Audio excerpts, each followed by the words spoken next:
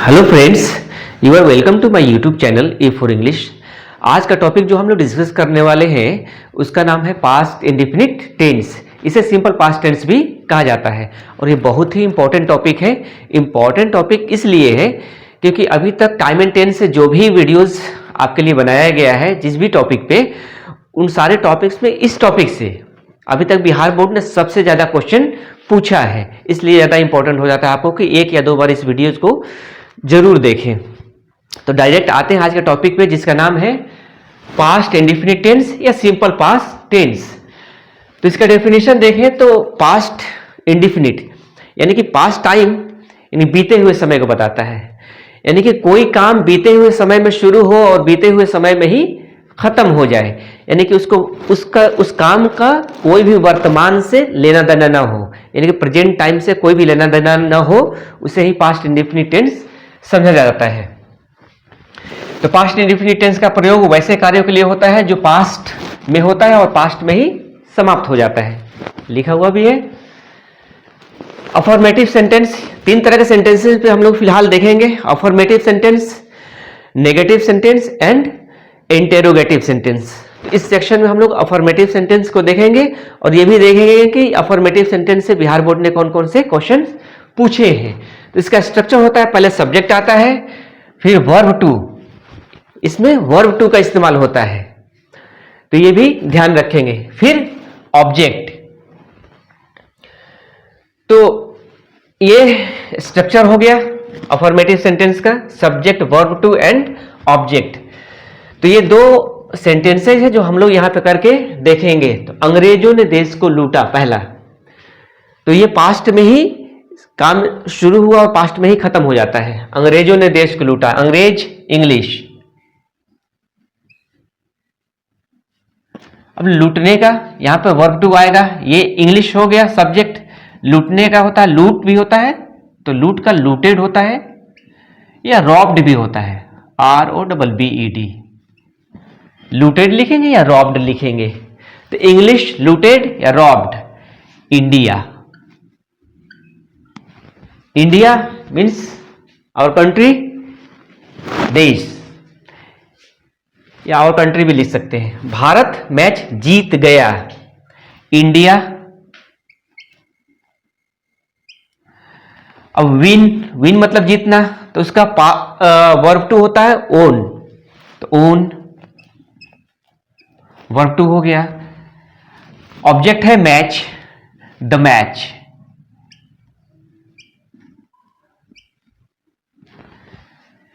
Subject, verb two and object. India won the match, Bharat match जीत गया। तो ये सिंपल सेंटेंसेज है। अब ये दो क्वेश्चन है, इसी पे बेस्ड है जो बिहार बोर्ड ने पूछा है। Shahjahan blank space the Taj Mahal. Option A है builded, will build, building, build. तो अगर ये देखेंगे तो बिल्डेड वर्ब टू होता ही नहीं है, बिल्ड का वर्ब टू बिल्ट होता है। तो बिल्ड कहां पे है? यहां पे है, देखते हैं। विल बिल्ड होगा नहीं, ये फ्यूचर का है, ये भी नहीं होगा। बिल्डिंग नहीं, ये कंटिन्यूअस का होता है, बिल्डिंग, ये भी नहीं होता है। तो ये वर्ब टू है बिल्ड, तो यहां पे बिल्ड भरा जाएगा। यहां पे ये है, ये एक्चुअल यहां पे मिलेगा, लिखा होगा कि चूज द करेक्ट ऑप्शन यहां पे। तो शाहजहां बिल्ड द ताजमहल, शाहजहां बनाया ताजमहल, तो ये बिल्ड होगा, वर्ब टू का इस्तेमाल यहां पे किया जाएगा। नेक्स्ट क्वेश्चन है the police blank space the thief, choose the correct option. Option A है arrest, arrested, arresting, has arrest. तो यहां पर अरेस्ट नहीं होगा, ये प्रेजेंट का हो गया। ये अरेस्टिंग नहीं होगा, कंटिन्यूअस का हो गया। हैज अरेस्ट, हैज आया है तो यहां पे अरेस्टेड होना चाहिए था, तब यहां कंसीडर करते, लेकिन यहां पे हैज नहीं होगा क्योंकि पुलिस जो सब्जेक्ट है, जो सब्जेक्ट आया है वो प्लूरल होता है, तो प्लूरल के साथ हैज का इस्तेमाल नहीं कर सकते हैं। तो यहां पे एक ही ऑप्शन ये बच जाता है, B is the right answer. Arrested, the police arrested the thief, यानी कि पुलिस गिरफ्तार कर लिया चोर को। एक चीज और देखेंगे कि ये अगर यहां पे हैज अरेस्ट दिया हुआ है, अगर ऑप्शन में कहीं पे भी हैव अरेस्टेड दिया रहता तो ये भी जो ऑप्शन है सही होगा, लेकिन ये दोनों ऑप्शन एक बार में नहीं होगा कि अरेस्टेड भी हो और हैव अरेस्टेड होगा। ये दोनों ऑप्शन एक बार में नहीं मिलेगा, या तो ये ऑप्शन में मिलेगा या तो ये मिलेगा, दोनों में से कोई भी से अगर ये होता तो यहां पे होता the police have arrested the thief, यानी कि पुलिस ने चोर को गिरफ्तार कर लिया है।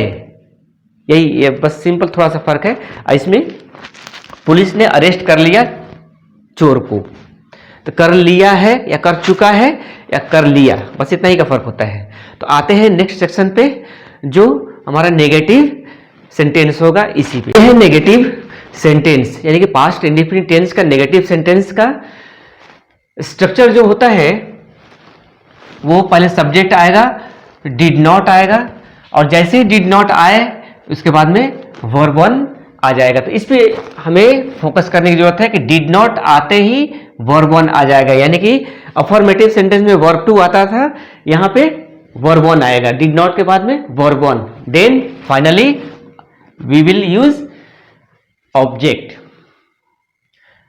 और डिड नॉट को हम डिड नॉट को हम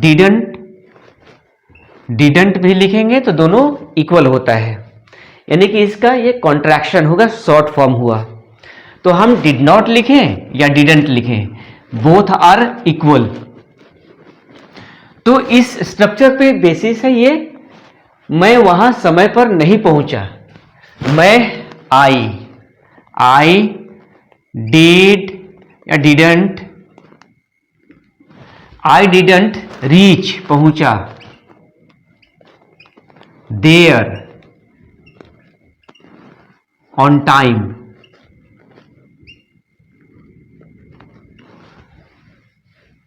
आई didn't reach there on time, मैं वहां समय पर नहीं पहुंचा। जैसे ही डिड नॉट आया रीच आ गया, इसका वर्ब टू रीच होता है, लेकिन यहां पे रीच होगा वर्ब वन, तो इसे हम ध्यान में रखेंगे। तो इसी पे बेस्ड है कुछ क्वेश्चन बिहार बोर्ड ने पूछा है, एक एक करके हम इसे देखते हैं। पहला क्वेश्चन है कि I didn't blank space where he was going, choose the correct option. I didn't, तो आई डिडंट आ गया, तो इसके बाद में आने वाला जो वर्ब होगा वो वर्ब वन आना चाहिए। तो वर्ब वन, ये वर्ब वन नहीं है, वर्ब टू है, तो ये नहीं होगा। नोइंग नहीं होगा, विल नो नहीं होगा, तो हमारा वर्ब वन जो है ए है, तो ए इज द राइट आंसर, तो यहां पे नो होगा। आई डिडंट नो, मैं नहीं जानता था, वेयर ही वॉज गोइंग, कि वह कहां जा रहा था। तो यहां से यहां तक पास्ट इंडेफिनिट और ये पास्ट कॉन्टिन्यूअस। पास्ट कॉन्टिन्यूअस हम आगे के वीडियो में डिस्कस करेंगे। Question number 2, my cycle did not blank space brakes. इसमें देख लेते हैं कि अगर हैज हैव आता है, उसका पास्ट जो होता है हैज और हैव का, वो होता है हैड। तो डिड नॉट आया है, तो डिड नॉट के बाद में जो आएगा वर्ब, वो वर्ब वन आना चाहिए, तो ये पास्ट है, ये वर्ब वन नहीं है, तो ये नहीं आएगा। डिड हैज, ये नहीं आएगा।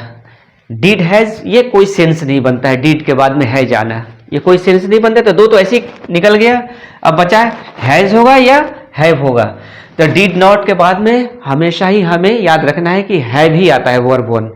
डिड नॉट के बाद में या डिडंट के बाद में वर्ब वन के तौर पे हमें जब भी इस्तेमाल करना होगा तो हम हैव का ही इस्तेमाल करेंगे, तो यहां पे हैव लिखा जाएगा। तो माई साइकिल डिडंट हैव, मेरे साइकिल में नहीं है ब्रेक्स, ब्रेक नहीं, मेरे साइकिल में ब्रेक नहीं है, तो my cycle didn't have brakes, तो B is the right answer. ये भी एक क्वेश्चन पूछा है, बहुत इंटरेस्टिंग क्वेश्चन है ये, क्योंकि ये जो सेंटेंस है ये अफर्मेटिव सेंटेंस है, कह रहा है कि इसी अफर्मेटिव सेंटेंस का कह रहा है कि choose the correct negative sentence. इस अफर्मेटिव सेंटेंस का हमें नेगेटिव सेंटेंस चूज करना है, इन चार ऑप्शन में से एक सही ऑप्शन है।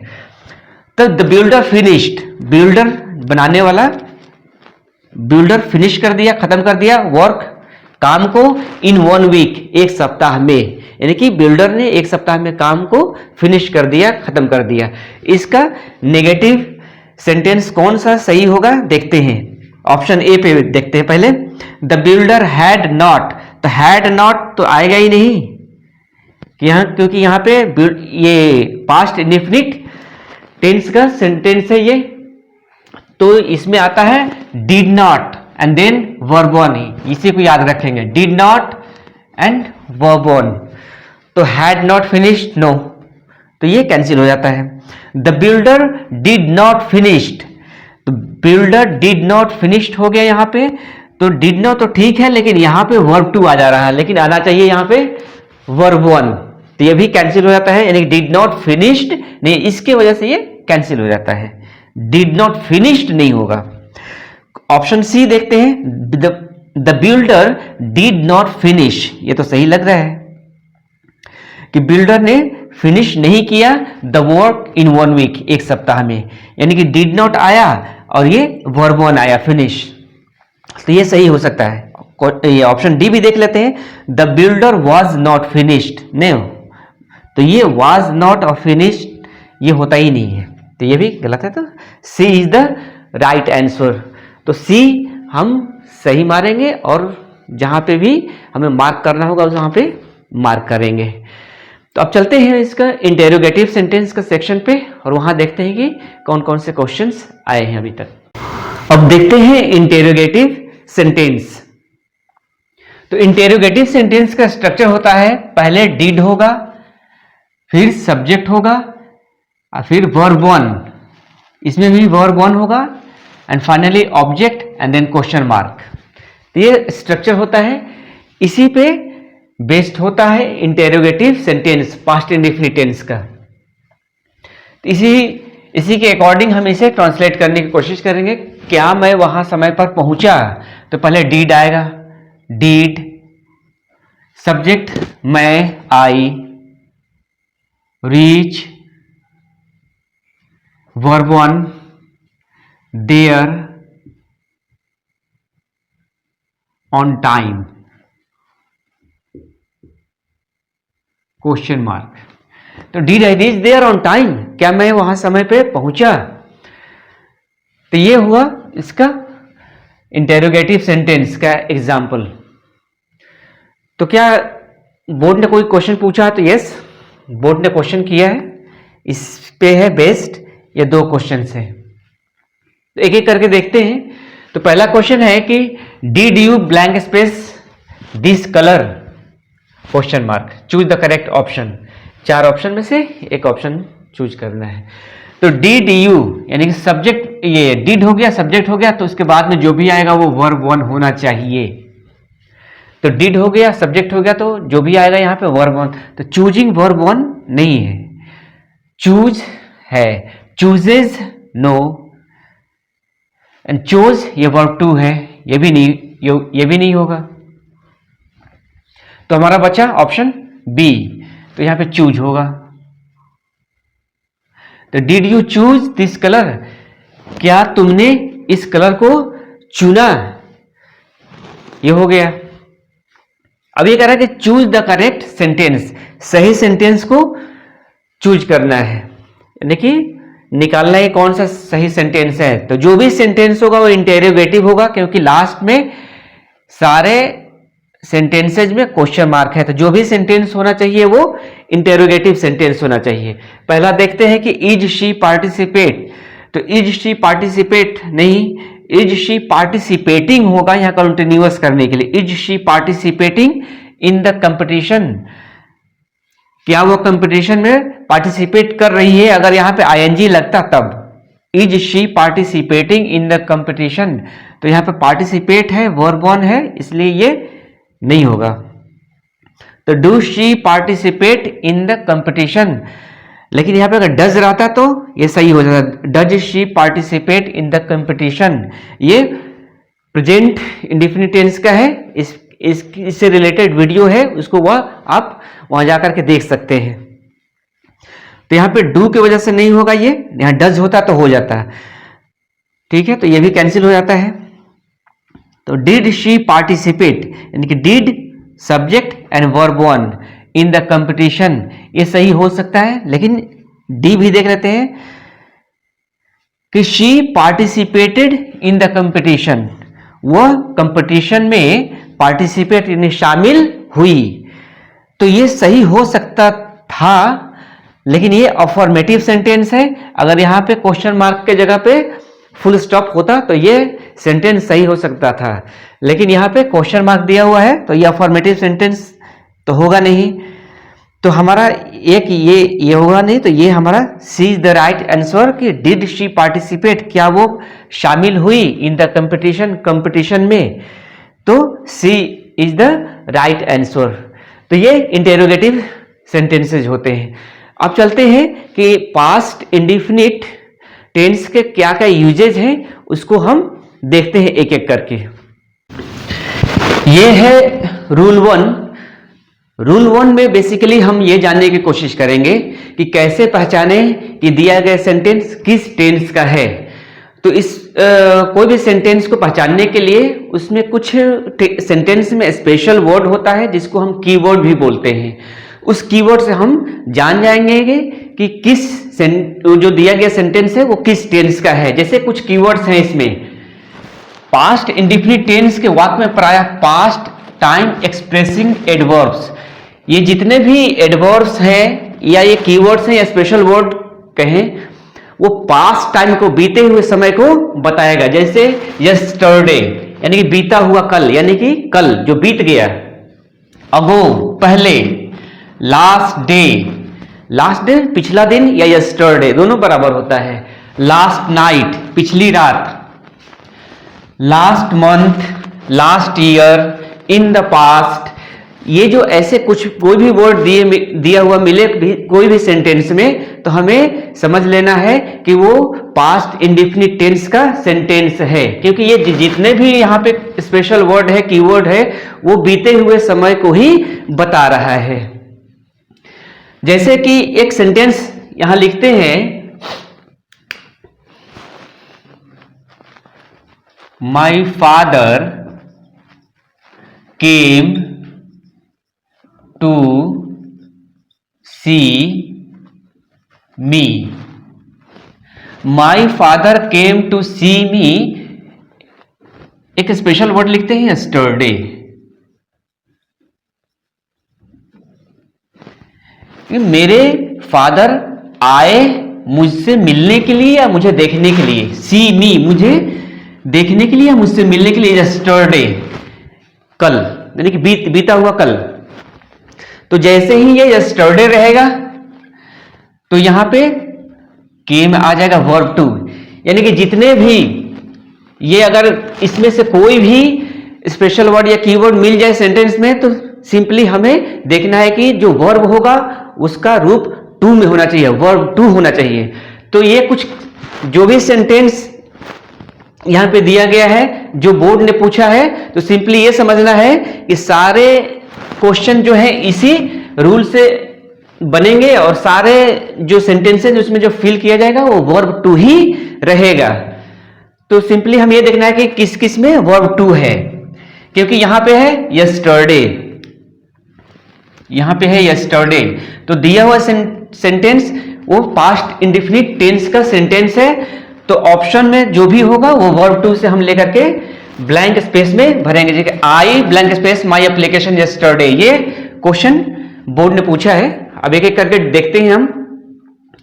तो I blank space my application yesterday, तो choose the correct option. Written होगा, हैज रिटेन होगा, रोट होगा, विल राइट होगा।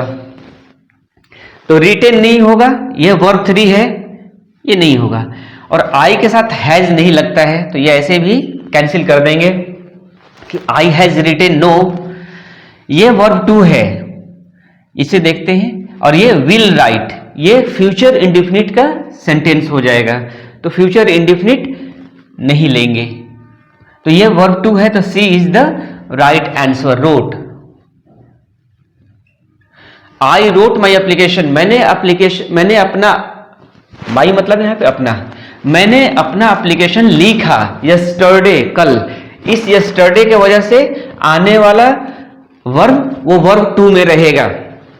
Next question, I blank space the Taj Mahal last month. This is the special word that with the help of this special word we will identify the sentence. Okay, blank space है ये, choose the correct option. कि visit होगा, ये visit verb one है, नहीं होगा। Will visit ये फिर फ्यूचर इंडेफिनिट हो जाएगा, नहीं होगा। विजिटिंग नहीं होगा। विजिटेड ये वर्ब टू है, तो D is the right option, visited. I visited the Taj Mahal, मैं ताजमहल देखने गया, मैं गया वहां ताजमहल देखने। लास्ट मंथ पिछले महीने, तो इस लास्ट मंथ की वजह से जो आने वाला वर्ब होगा वर्ब टू होगा। तो पहचानने का जब हमारा कीवर्ड है वो लास्ट मंथ है। ये भी देखते हैं, इसमें कीवर्ड है लास्ट नाइट, पिछली रात। तो ही ब्लैंक स्पेस और थीफ लास्ट नाइट। तो choose the correct option, have seen, seeing, saw, seen. No, तो यहां पे ये नहीं होगा, ही के साथ हैव नहीं होता है और होगा ही नहीं। सीइंग नहीं होगा क्योंकि कॉन्टिन्यूअस में हो जाएगा ये, और सिर्फ वर्ब टू हमें देखना है। तो सीन जो होता है वर्ब थ्री होता है, और सॉ, SAW, सॉ, यही वर्ब टू है। तो ये C is the right answer, saw.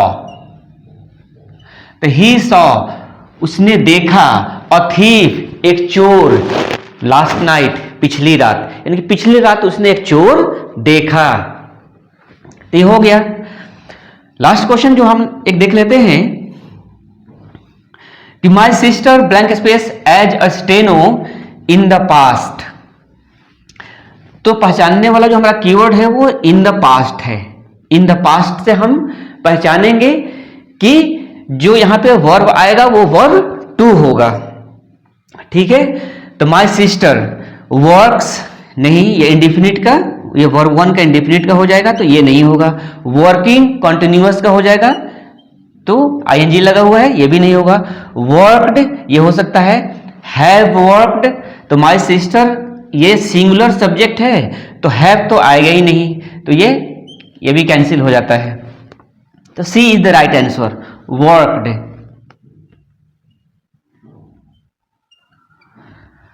तो माई सिस्टर वर्कड, मेरी सिस्टर काम की एज ए स्टेनो। स्टेनो एक डेजिग्नेशन होता है, पद होता है नौकरी में, और कुछ नहीं यहां पे।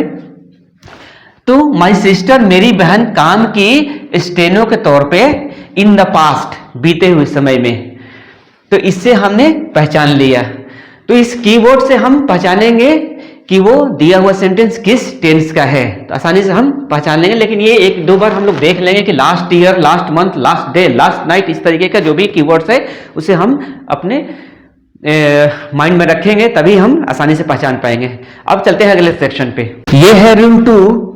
रूल टू में भी हम ये सीखेंगे कि कुछ और भी कीवर्ड्स या स्पेशल वर्ड्स हैं जो सेंटेंस में दिया रहे, तो हम सिंपली ये समझ जाएंगे कि दिया गया सेंटेंस वो सिंपल पास्ट या पास्ट इंडिफिनिट टेंस का सेंटेंस है। तो वो कीवर्ड्स हैं, it is time, it is high time, it is about time, last, that time, previous time. एक होता है लास्ट टाइम, लास्ट टाइम यहाँ पे नहीं है, वो भी last, previous time, last time का सेंटेंस, जो भी सेंटेंस आएगा, वाक्य आएगा, वो पास्ट इंडेफिनिट टेंस का वो सेंटेंस होगा, वाक्य होगा। यानी कि अगर ये it is time, it is high time, it is about time, इस तरह का कोई भी वर्ड या ग्रुप ऑफ वर्ड्स मिल जाए सेंटेंस में, तो हमें ये समझ लेना है कि वो पास्ट इंडेफिनिट टेंस का सेंटेंस है। ये एग्जांपल है कि it is time we reached home. तो यहां पे जो वर्ब आया है ये वर्ब टू है, यही समय है हम लोग पहुंचे घर। तो यहां पे आने वाला वर्ब वो वर्ब टू होगा। ये भी वर्ब जो है यहां पे आया है सेकंड वाले सेंटेंस में, तो ये वर्ब टू ही है कि it is high time he left for the meeting. इसी हाई टाइम में ही लेफ्ट, वह छोड़ दिया, यानी कि वो चल दिया फॉर द मीटिंग, मीटिंग के लिए। तो यहां पे जो वर्ब आएगा वो वर्ब टू होगा। रीच्ड, लेफ्ट, यानी कि ये इट इज टाइम आ गया, इट इज हाई टाइम आ गया, तो आने वाला जो वर्ब होगा वो वर्ब टू रहेगा, क्योंकि ये पास्ट इंडेफिनिट टेंस का सेंटेंस है। एक और सेंटेंस देख लेते हैं।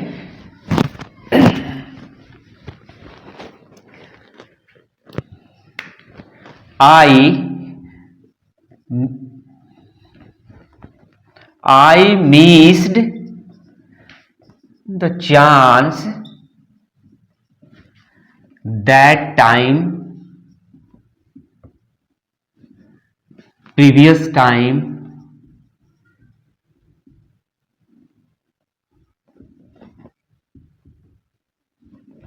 last time।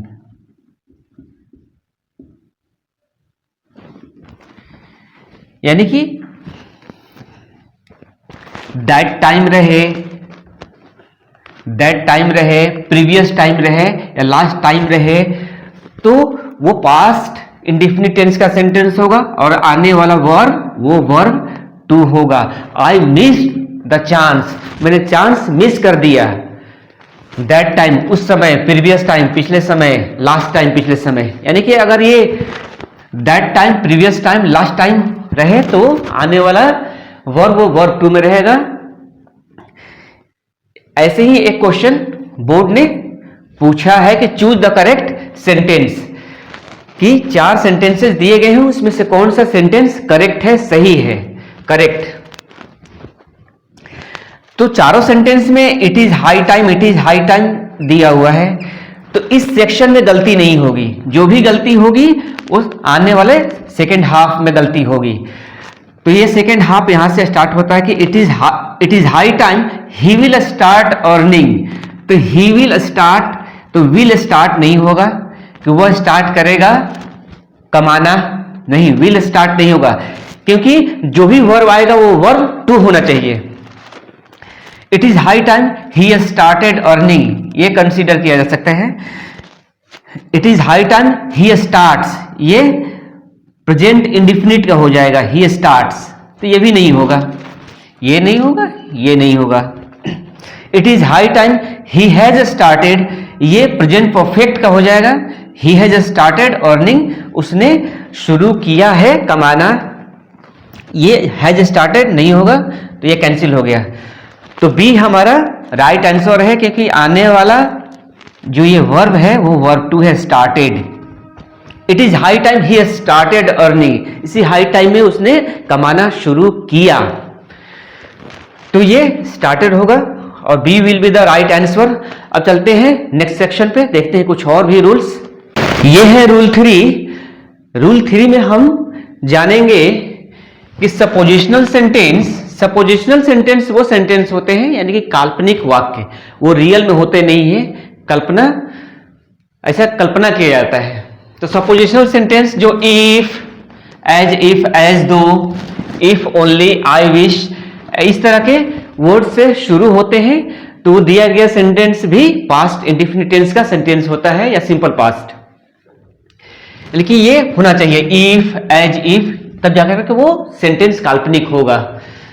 तो ये एग्जाम्पल है कि ही टॉक्स, वह बात करता है, एज इफ का मतलब होता है मानो, वह बात करता है मानो ही वर माई बॉस, कि वो ऐसे बात करता है जैसे कि वो मेरा बॉस है। तो यहां पे ये भी ध्यान देना है कि ही के साथ जनरली वाज आता है, लेकिन यहां पे वर आया हुआ है। तो ये सपोजिशनल सेंटेंस होने की वजह से इस तरह के चेंजेस होते हैं। और ये है कि आई विश आई वर, इसमें भी वर है, क्योंकि ये पास्ट इंडेफिनिट टेंस का सेंटेंस है, तो यहां पे ही के साथ इज, आर और इस तरह के सेंटेंस नहीं हुआ, जो भी आएगा वो वाज या वर होगा, लेकिन यहां पे वर होता है। I wish I were the captain of Indian cricket team, कि मैं चाहता हूं, मुझे ऐसी इच्छा है कि I were the captain of Indian cricket team का मैं कैप्टन होता। ये काल्पनिक सेंटेंस है, ऐसा रियलिटी में ऐसा होता नहीं है। तो ये इस तरह का होता है, यानी कि यहां पे भी ही के साथ वॉर आया हुआ है और आई के साथ वर आएगा, लेकिन जनरली क्या होता है, ही के साथ वाज होता है, आई के साथ भी वाज होता है, लेकिन यहाँ पे सपोजिशनल सेंटेंस है, हमें मान लेना है कि इस तरह के वाज नहीं वर आएगा। तो इसी तरह इसी रूल पे बेस्ड एक क्वेश्चन बिहार बोर्ड ने पूछा है कि I wish I blank space a minister, choose the correct tense form, सही टेंस फॉर्म, सही टेंस के रूप को चूज करना है इस 4 ऑप्शन में। ऑप्शन ए है वाज, तो वो वाज नहीं होगा, जैसे कि हमने यहां पे देखा वाज नहीं होता है। हैड नहीं होगा, हैव नहीं होगा, तो राइट आंसर विल बी वर, यहां पे वर। आई wish I were a minister, मेरी इच्छा है कि मैं एक मंत्री होता। तो ये सेक्शन और पूरा वीडियो पूरा होता है। होप कि आपको ये वीडियो अच्छा लगा, और अच्छा लगे तो आप सब्सक्राइब भी करें, शेयर करें और अपने दोस्तों के साथ इसे बांटें। Thank you, thanks for watching the video.